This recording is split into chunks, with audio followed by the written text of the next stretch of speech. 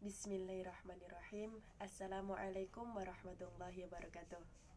Hai, perkenalkan nama saya Dwi Rahma Putri Zakiyah dari Universitas Nahdlatul Ulama Blitar, jurusan Ilmu Al-Quran dan juga Tafsir. Pada kesempatan kali ini, saya akan mempresentasikan terkait materi dilalah untuk memenuhi tugas UTS saya. Langsung saja kita mulai materinya. Dilalah itu terdapat dua, yaitu fase klasik dan juga fase modern. Pada fase ini, pembahasan tentang makna dalam bahasa sudah dimulai sejak zaman Yunani kuno. Tokoh penting pada masa ini yaitu Aristoteles, yang mana beliau adalah tokoh pertama yang mencoba mendefinisikan kata sebagai satuan terkecil yang memiliki makna. Artinya, kata bukan hanya suara semata, tetapi memiliki arti tertentu. Ia juga membedakannya dalam dua makna. Yang pertama, makna otonom. Makna otonom memiliki arti yaitu makna yang berdiri sendiri. Sedangkan makna gramatika yaitu makna yang muncul karena hubungan kata dalam struktur kalimat. Dan yang kedua yaitu Plato. Dalam karya muridnya yaitu Cratylus, Plato juga membahas makna dan menyampaikan bahwa bunyi bahasa membawa makna secara implisit, yaitu ada hubungan alami antara bunyi dan arti kata. Intinya, pada fase klasik ini menandai awal mula pemikiran filsafat dan linguistik tentang bagaimana kata dan bahasa membawa makna, baik secara langsung maupun karena struktur tata bahasa. Yang berikutnya yaitu fase modern. Pada masa klasik, kajian tentang makna belum dianggap sebagai ilmu yang berdiri sendiri, melainkan hanya sebagai bagian dari filsafat atau linguistik umum. Kajian makna ini masih merupakan embrio dari ilmu yang kemudian disebut semantik. Baru pada akhir abad ke-19, seorang ahli bahasa asal Perancis bernama Michel Bray memperkenalkan istilah semantik sebagai cabang ilmu linguistik yang berdiri sendiri dan fokus pada studi tentang makna kata, kalimat, dan penggunaan bahasa. Dalam dilalah, penggunaan istilah semantik oleh Bray menunjukkan adanya kesadaran bahwa hubungan antara lafaz, bunyi atau kalimat, dan juga makna dapat dikaji dengan pendekatan yang struktur dan ilmiah. Hal ini sejalan dengan prinsip dalam ilmu dilalah yang mempelajari bagaimana ditampilkan oleh tanda-tanda bahasa. Kajian ini menjadi lebih sistematis dengan munculnya tokoh Ferdinand de Saussure melalui karya Cours de linguistique générale tahun 1916. Ia dikenal sebagai bapak linguistik modern dan memperkenalkan pendekatan sinkronis atau deskriptif dan diakronis atau historis dalam studi bahasa. Pengertian dari sinkron sendiri atau deskriptif yaitu kajian bahasa pada satu waktu tertentu tanpa melihat sejarah atau perubahan waktu. Sedangkan makna dari diakronis yaitu kajian bahasa berdasarkan perkembangan dan perubahan makna dari waktu ke waktu. Setelah itu barulah perkembangan dari ilmu dilalah dimulai, yang mana ilmu dilalah sendiri erat kaitannya dengan ilmu perkamusan. Kajian dilalah dimulai sejak pertengahan abad kedua Hijriah, yang mana ilmu dilalah sendiri dipelopori oleh Al-Khalil Ibnu Ahmad Al-Farahidi melalui kitab Al-Ain. Pembahasan mengenai dilalah merupakan bagian penting dari kajian ilmu bahasa, terutama dalam konteks memahami hubungan antara lafaz maupun bunyi. Dalam dilalah sendiri terdapat dua bahasan pokok yang penting, yaitu pengertian dilalah dan juga macam-macam dilalah. Macam-macam dilalah itu dibagi menjadi tiga, yaitu dilalah lafz. Macam-macam dilalah dibagi menjadi dua.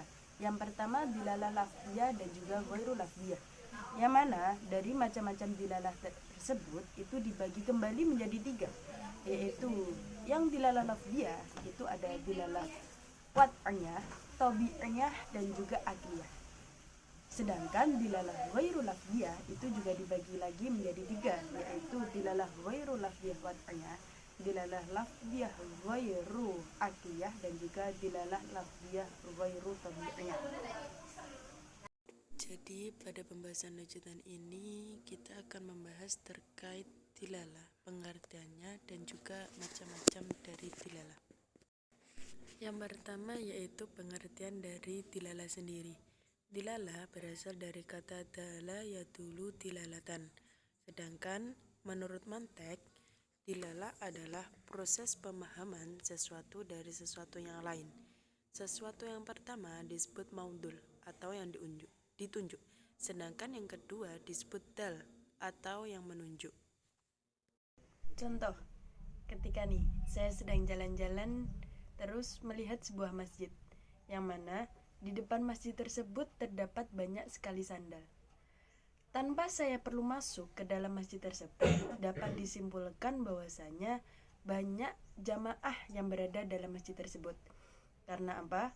Karena sandal tadi itu menunjukkan sesuatu yang lain, yaitu jamaah yang berada dalam masjid tersebut.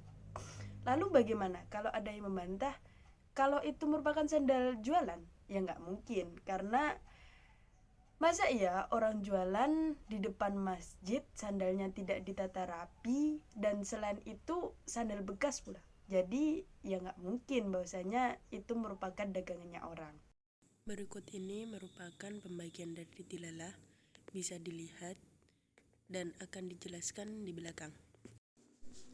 Dilalah wad'iyah adalah petunjuk yang sengaja dibuat oleh manusia sebagai isyarah atau penanda berdasarkan kesepakatan bersama. Contoh, orang Sunda itu mengatakan kau sebagai dilalahnya pisang. Sedangkan orang Jawa itu mengatakan gedang sebagai dilalahnya pisang. Dalam negara Inggris, banana itu juga menjadi dilalahnya pisang.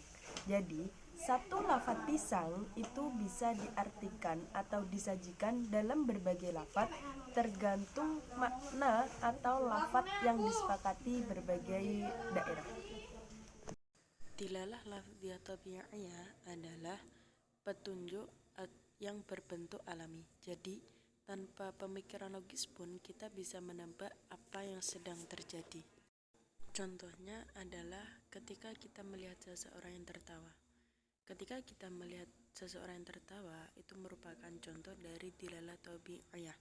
Karena suara atau ekspresi yang didapat saat tertawa terbahak-bahak menunjukkan bahwa seseorang sedang merasa senang, geli, atau mengalami atau menemukan sesuatu yang lucu. Sedangkan hubungan antara suara tertawa dan merasa senang adalah hubungan yang sangat alami atau tabi'i, bukan hasil dari penalaran logis. Artinya, tanpa diajarkan atau dijelaskan lagi, manusia akan dapat memahami bahwa suara tawa menandakan kebahagiaan. Baik, kita lanjut ke slide yang berikutnya, yaitu pengertian dari dilalah akliyah. Dilalah lafziyah akliyah adalah penunjuk yang berbentuk akal atau pikir. Jadi, ketika kita melihat sesuatu kejadian, maka kita perlu menggunakan logika kita dulu atau pikiran kita terlebih dahulu untuk menerjemahkan apa yang sedang terjadi. Baik, agar mudah dipahami, kita ambil contohnya. Anggap saja tampilan yang berada di gambar ini merupakan seseorang yang sedang minta tolong ketika ia melihat maling, atau ketika rumahnya dikejar, atau ketika rumahnya ada maling.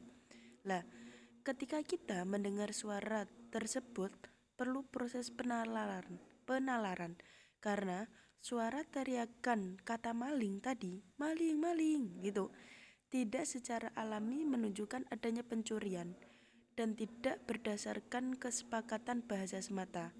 Namun, dengan kita menggunakan akal kita, maka kemungkinan besar dapat disimpulkan bahwa sedang terjadi pencurian atau ancaman yang sedang terjadi.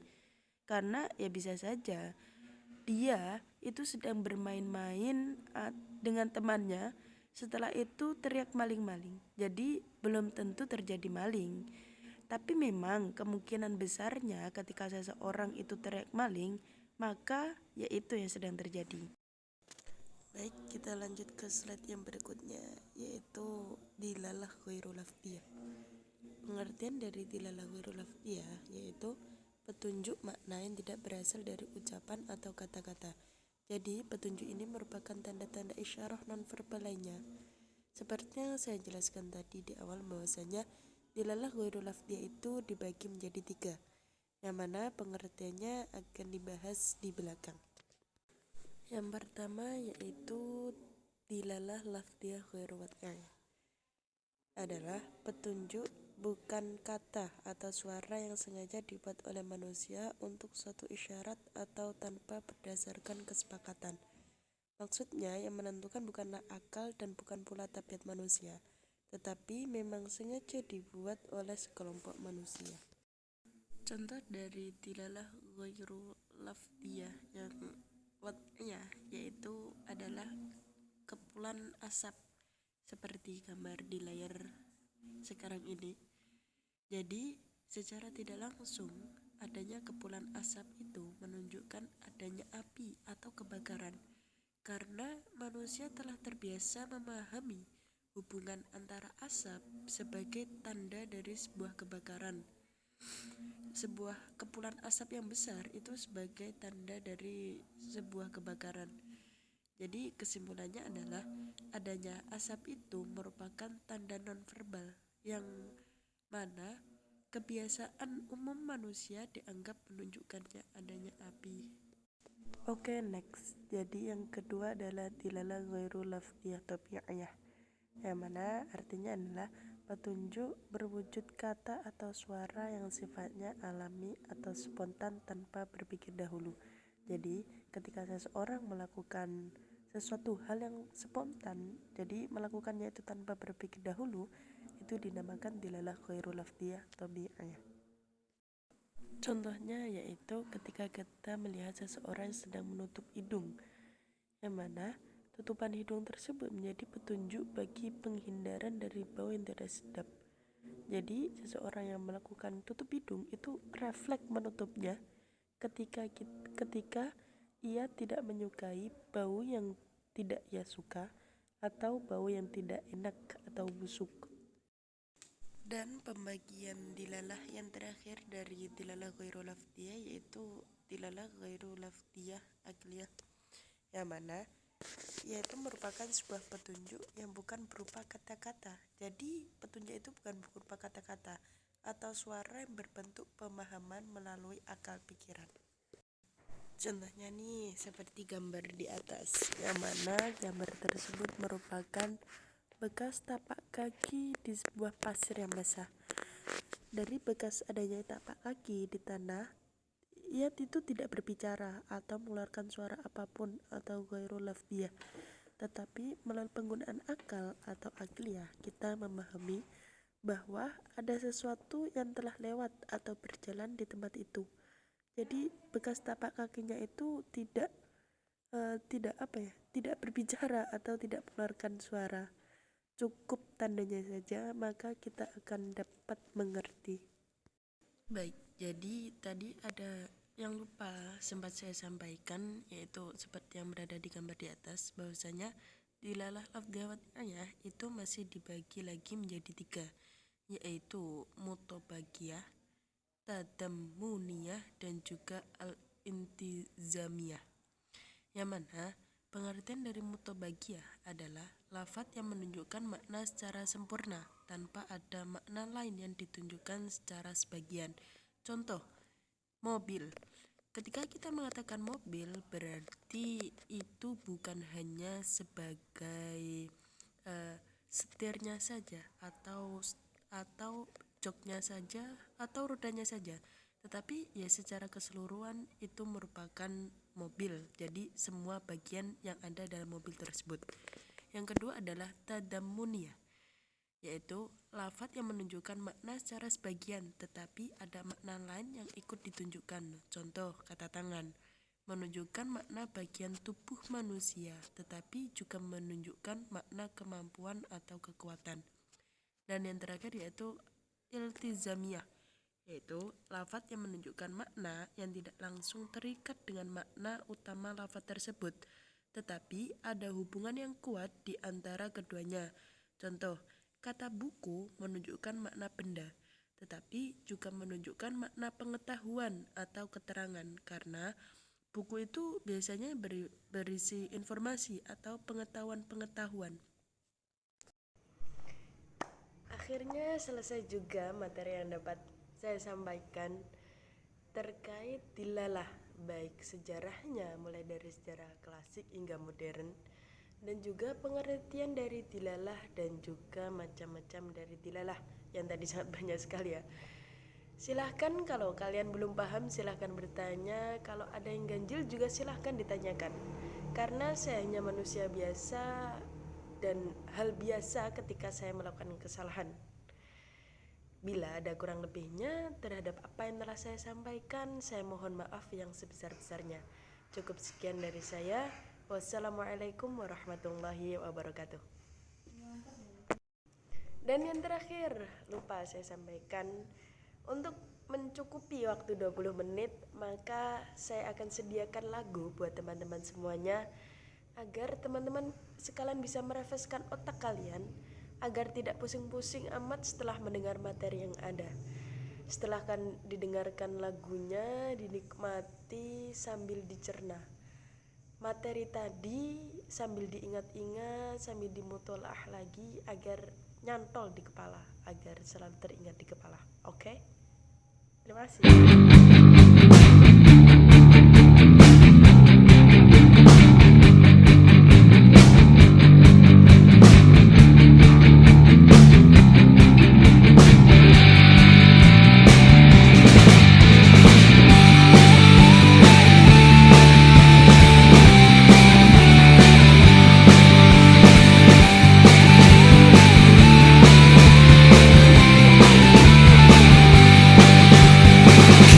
Kita pantang pulang sebelum berperang. Kita kan berjuang menjadi pemenang. Taklukkan musuh di depanmu, pertaruhkan harga dirimu.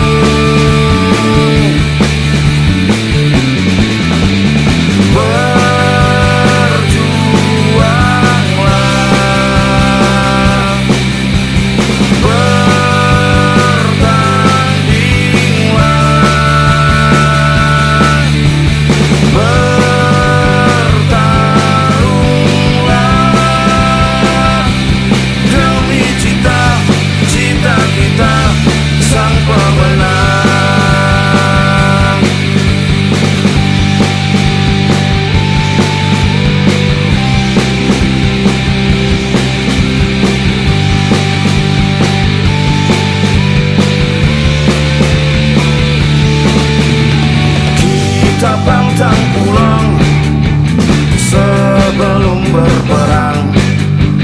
Kita kan berjuang menjadi pemenang. Taklukkan musuh di depanmu, pertaruhkan harga dirimu.